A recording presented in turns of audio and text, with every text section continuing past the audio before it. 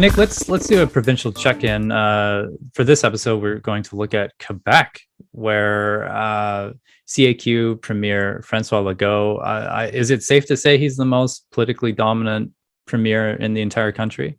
I think so. He's definitely not in trouble. Has very high numbers, and when we look at tracking from my friend Jean-Marc Leger, who has a great grip on the pulse of provincial politics on Quebec. When we look at those Leger tracking numbers, you can see the CAQ party at 47%, almost one out of every two Quebecers in the October numbers from Leger suggest that they would vote CAQ. And the Liberals, the once mighty provincial Liberals, back 27 points. They're at 20. Wow. The Parti Québécois, the once powerful Parti Québécois, 11%. That's one out of every 10.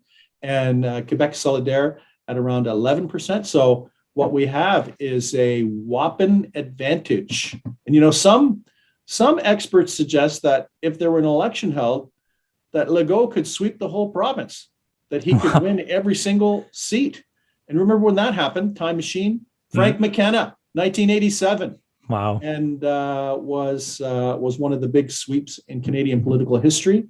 But yeah, Legault standing tall, very connected with voters. They seem to be very happy with him at this particular point in time. So yeah, pretty strong numbers for Legault and the CAQ. I'm curious. So it's happened in New Brunswick before, as you've said, but incredibly rare. Maybe that's the only time. I need to fact check that. But what is driving this in Quebec? Why is the support for the opposition there so low? Well, first of all, the provincial Liberal band took a hit and has taken a hit over the last number of years with controversies related to some behavior. Political behavior.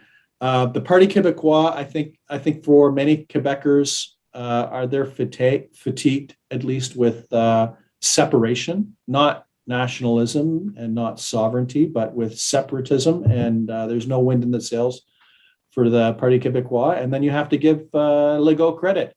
He's been a steady leader. He's done well throughout the pandemic. And, some other premiers have had a little turbulence. He hasn't really had very much turbulence. He's been very solid throughout the pandemic. And he's been focused on jobs in the economy and a better future, while at the same time, a very strong advocate for the province of Quebec, for the French language. And I think he's struck the right balance to really be a dominant force in Quebec provincial politics.